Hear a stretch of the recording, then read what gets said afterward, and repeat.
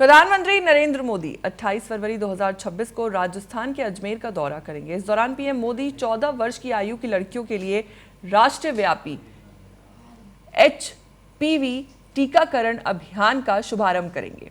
इस पहल का उद्देश्य सर्वाइकल कैंसर की रोकथाम करना है, जो महिलाओं में कैंसर संबंधी प्रमुख स्वास्थ्य चुनौतियों में शामिल है। इसके अलावा पीएम मोदी 16,000 करोड़ की कई विकास परियोजनाओं का शुभारंभ, उद्घाटन और शिलान्यास करेंगे। इन परियोजनाओं में शहरी विकास, पेयजल आपूर्ति, सड़क, सिंचाई, ऊर्जा और औद्योगिक अवसंरचना मुख्य है। पीएम मोदी यहां एक जनसभा को भी संबोधित करेंगे।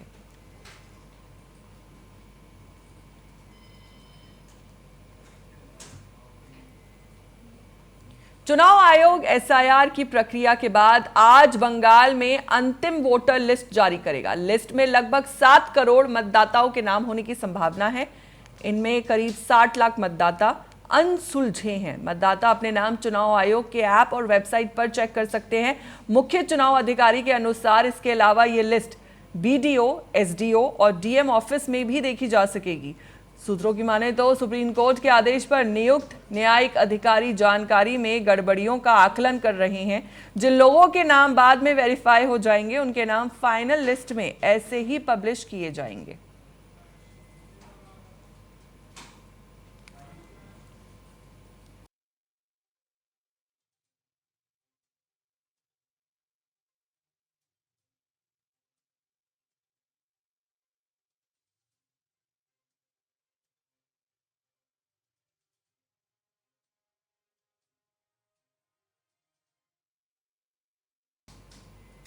इसी खबर पर हमारे साथ ज्यादा जानकारी के साथ जुड़ चुके हैं विशेष संवाददाता राजीव कुमार।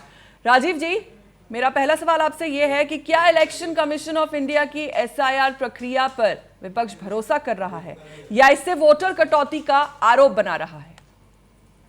देखिए, जहाँ तक राजनीति का सवाल है तो आप देखिए, चाहे उत्तर प्रदेश हो, बिहार हो या फिर तमिलनाडु हो या पश्चिम बंगाल हो, एसआईआर को लेकर घमासान सब जगह मचा हुआ है। लेकिन जो प्रक्रिया है, इलेक्शन कमीशन जो एसआईआर की प्रक्रिया शुरू की है, अगर उसकी हम बात करें तो जो दिसंबर में जो प्रकाशित की गई थी सूची पश्चिम बंगाल के लिए, उसमें तकरीबन 7.08 करोड़ लोग थे उसमें, यानी 7 करोड़ से ज्यादा मतदाता उस समय थे। और जब जिसमें की घोषणा की गई थी एसआईआर की, उस समय टोटल मतदाताओं की संख्या पश्चिम बंगाल में 7.5 करोड़ से ज्यादा थी। और उसके बाद जब एसआईआर की प्रक्रिया की गई तो उसमें तकरीबन 58 लाख नामों को काटा गया था। और उसके बाद ये मामला सुप्रीम कोर्ट पहुंचा। उसके बाद एक न्यायिक प्राधिकरण बनाया गया, वहां सब लोगों की सुनवाई की गई जिनके नाम कटे थे, क्योंकि इलेक्शन कमीशन का ये कहना था कि जो ये नाम काटे गए हैं, या तो उसमें से अधिकतर मतदाता मृत, उनकी मौत हो गई है, या फिर वो अनुपस्थित रहे, या डुप्लीकेट बनाया गया था वोटर आई कार्ड, इनको लेकर। लेकिन अब जो आज से कुछ देर बाद, यानी आज का डेट है कि आज ये प्रकाशित की जानी है मतदाता सूची आखिरी, तो इसके बाद देखना होगा कि कितने लोग के नाम इसमें जुड़ते हैं। जो 58 लाख से ज्यादा लोगों के नाम हटाए गए थे। राजीव जी, यहाँ मैं आपसे ये समझना चाहूंगी कि 60 लाख अनसुलझे नाम, तो क्या ये प्रशासनिक चूक है या इसके पीछे सियासी रणनीति छिपी है? देखिए, इलेक्शन कमीशन की अगर आप बात करें तो इलेक्शन कमीशन का स्पष्ट करना है कि कई जगह जो मतदाता होते हैं वो एक मतदाता 3 या 4 जगह वोटर लिस्ट में अपने नाम रखते हैं। वो जहां जाते हैं वहीं अपना नाम जुड़वा लेते हैं। तो ये प्रक्रिया को चलाना जो है वो उनका काम है कि उनको देखना होता है कि जो वोटर बोगस वोटर है वो मतदान न कर पाए। लेकिन जो राजनीतिक दल है उनका ये कहना है कि खास वर्ग के लोगों का नाम काटा जा रहा है, और जो दल सत्तारूढ़ हैं उनके जो लोग हैं बाकी दूसरे लोगों के नाम कटवा रहे थे। इस तरह के आरोप प्रत्यारोप लगते रहते हैं। लेकिन जो प्रक्रियाएं हैं, क्योंकि ये मामला सुप्रीम कोर्ट में भी पहुंचा था, सुप्रीम कोर्ट ने भी ये मामला भी चल भी रहा है, एसआईआर का जो मुद्दा है, तो इसको लेकर जो तमाम जो एजेंसियां हैं, चाहे इलेक्शन कमीशन हो या फिर जो लोकल जो अधिकारी हैं जो एसआईआर प्रक्रिया में डायरेक्ट शामिल हैं, तो उनको ये पता है कि ये मामला सुप्रीम कोर्ट में है, तो इसलिए ये बेहतर तरीके से एसआईआर कराया जाए, इसके लिए सभी लोग कटिबद्ध हैं। जी राजीव जी, ये भी आपसे जानना चाहूंगी, देखिए एक तरफ तो सत्ता पक्ष इसे पारदर्शिता बता रहा है, वहीं अगर विपक्ष की बात करें तो विपक्ष इसे लोकतंत्र पर सीधी चोट करार दे रहा है। देखिए राजनीति है, राजनीति में सभी लोग को अपनी बात कहने का अधिकार है। और आपको ध्यान होगा कि अप्रैल महीने में 4 राज्य यानी पश्चिम बंगाल, असम, तमिलनाडु, केरला और एक केंद्र शासित प्रदेश है पुडुचेरी, वहां पे इलेक्शन होने हैं। ये तो जो राजनीतिक दल है उनको ऐसा लगता है कि उनके वोटर का अगर नाम कट रहा है तो उनको लगता है कि इसमें राजनीति की जा रही है, लेकिन चुनाव आयोग कह रहा है कि अगर आपको लग रहा है किसी वोटर का नाम कट गया है, अगर उसके पास कोई डॉक्यूमेंट्स है तो जमा कर, जो डॉक्यूमेंट्स अधिकृत डॉक्यूमेंट जो जारी किए गए हैं इलेक्शन कमीशन के द्वारा, कि जो डॉक्यूमेंट का लिस्ट दिया गया है अगर वो उनके पास अवेलेबल है तो आके वो जमा करें, उनका नाम फिर से जोड़ दिया जाएगा इसमें। जी राजीव जी, तो क्या लगता है, क्या अंतिम लिस्ट जारी होते ही बंगाल में सियासी घमासान और तेज होगा?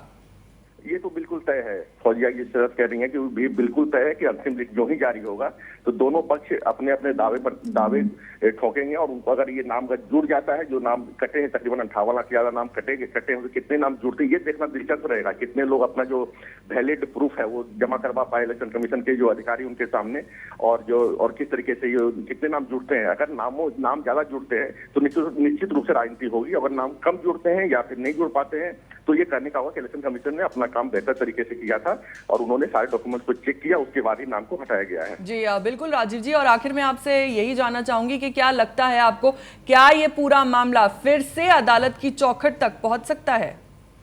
देखिए, ये मामला अदालत में ऑलरेडी है, सुप्रीम कोर्ट में इस मामले पर सुनवाई चल रही है, सुप्रीम कोर्ट की नजर है इस पूरे मामले पे, इसलिए इलेक्शन कमीशन भी फूंक कर कदम रख रहा है। उनको भी पता है कि इसकी आखिरी कसौटी जो है सुप्रीम कोर्ट में कटी जानी है, आखिरी जो होगा निर्णय सुप्रीम कोर्ट से होना है।